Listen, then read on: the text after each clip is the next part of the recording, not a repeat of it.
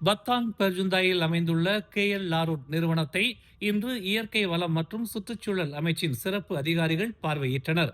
இயற்கை பாதுகாப்பை உறுதி செய்யும் கனிம சுரங்கங்களுக்கான நிலையான ஆதரவை KL லாரூட் நிறுவனம் வழங்கி இருப்பதாக அவர்கள் தெரிவித்தனர்.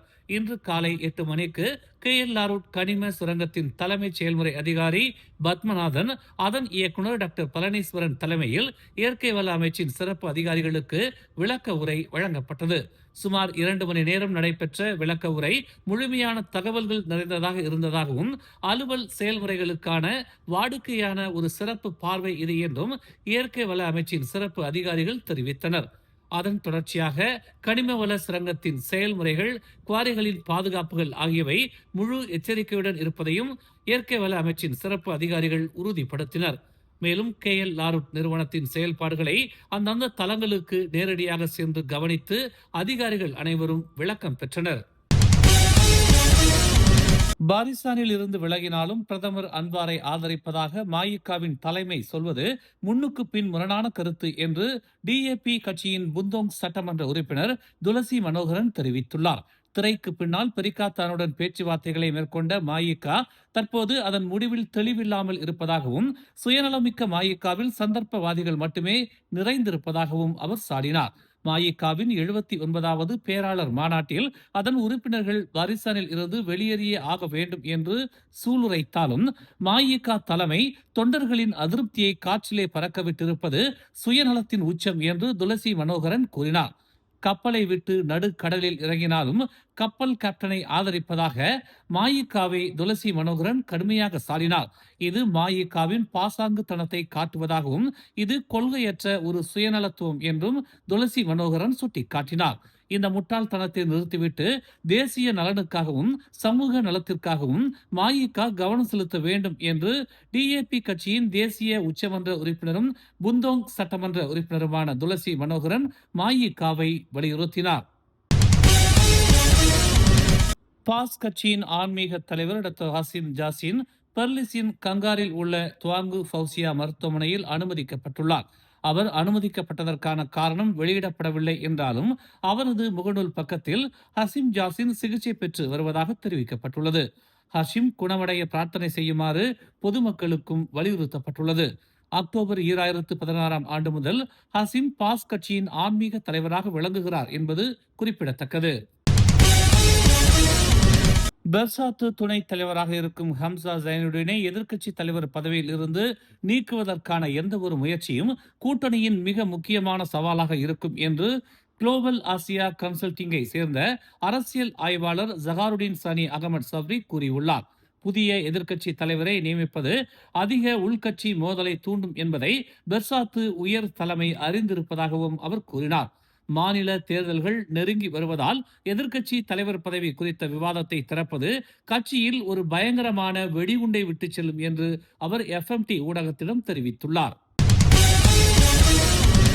2020 மற்றும் 2024 ஆண்டுகளுக்கு இடையில் அரசு சுகாதார நிலையங்களில் 19 வயது மற்றும் அதற்கும் குறைவான மொத்தம் 16,951 திருமணம் ஆகாத 11 வயது பெண்கள் கர்ப்பமாக இருப்பதாக மக்களவையில் தெரிவிக்கப்பட்டது. இதே காலகட்டத்தில் திருமணமானவர்கள் உட்பட மொத்தம் கர்ப்பமான 11 வயது பெண்களின் எண்ணிக்கை 41,842 எட்டியுள்ளது என்று மகளிர், குடும்பம் மற்றும் சமூக நல மேம்பாட்டுத்துறை அமைச்சர் டத்தோஸ்ரீ நான்சி சுக்ரி தெரிவித்தார். இந்த வழக்குகளில் பாதி பேர் மலாய்க்காரர்கள் சம்பந்தப்பட்டவை என்று அவர் கூறினார். இதைத் தொடர்ந்து 11 விழுக்காடு ஈபான், 9 விழுக்காடு ஒராங் அஸ்லி, 5 விழுக்காடு சீனர்கள், 3 விழுக்காடு இந்தியர்கள், மீதமுள்ளவை பிற இனக்குழுக்களைச் சேர்ந்தவை என்று அவர் சுட்டிக்காட்டினார். பாலியல் சுகாதார கல்வி, ஆலோசனை மற்றும் சமூக ஆதரவு உள்ளிட்ட பல்வேறு அம்சங்களை உள்ளடக்கிய முன் முயற்சிகள் மூலம் இந்த பிரச்சனையை தீர்ப்பதற்கான முயற்சிகள் செயல்படுத்தப்பட்டுள்ளதாக அவர் கூறினார்.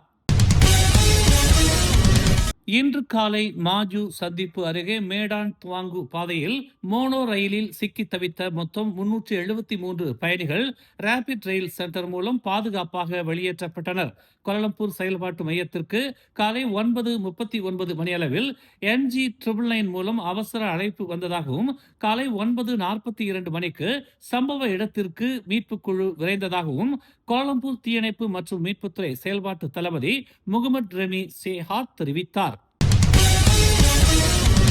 அண்மையில் வைரலான ஒரு கடிதத்தை தொடர்ந்து எதிர்க்கட்சி தலைவர் பதவியில் இருந்து டத்தஸ்ரீ ஹம்சா ஜைனுடீனை நீக்கும் திட்டம் இருப்பதாக கூறப்படுவதை பெர்சாத்து நாடாளுமன்ற உறுப்பினர்கள் மறுத்துள்ளனர். பரிகாத்தா நேஷனல் நாடாளுமன்ற உறுப்பினர்களால் எதிர்க்கட்சி தலைவர் நியமிக்கப்படுகிறார் என்றும், ஹம்சா நீக்கப்பட்டதாக கூறப்படும் குற்றச்சாட்டு எதுவும் எழவில்லை என்றும் உளு நாடாளுமன்ற உறுப்பினர் டத்தோ ரோசோல் வாஹித் தெரிவித்துள்ளார். திங்கட்கிழமை இரவு கட்சித் தலைவர் தான்சி முகைதீன் யாசின் இல்லத்தில் நடைபெற்ற பெர்சாத்து நாடாளுமன்ற உறுப்பினர்களின் சந்திப்பின் போது இந்த விஷயம் விவாதிக்கப்படவில்லை என்றும் அவர் கூறினார்.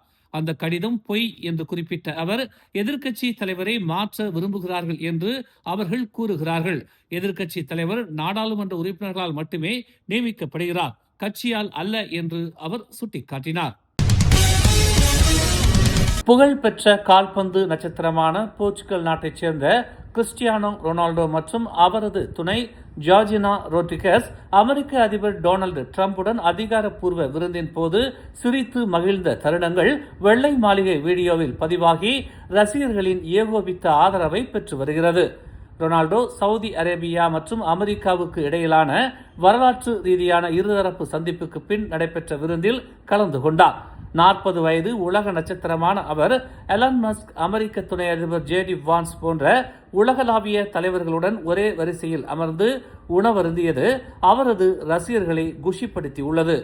ட்ரம்ப் விருந்தினர்கள் முன்னிலையில் ரொனால்டோவை பாராட்டியதோடு தனது மகன் ரொனால்டோவின் மிகப்பெரிய ரசிகன் என்று கூறியது குறிப்பிடத்தக்கது. மேலும் செய்திகளை தெரிந்து கொள்ள தமிழ் மலர் இணையதளம், தமிழ் மலர் செயலி மற்றும் மலர் டிவி யூடியூப் சேனலை வலம் வாருங்கள். எங்களோடு இணைந்திருக்க மலர் டிவியை பதிவு செய்து கொள்ளுங்கள். உறவுகள் மகிழ்ந்திட விருப்பம் மற்றும் பகிர்வு சேவையை சொடுக்கிடுங்கள்.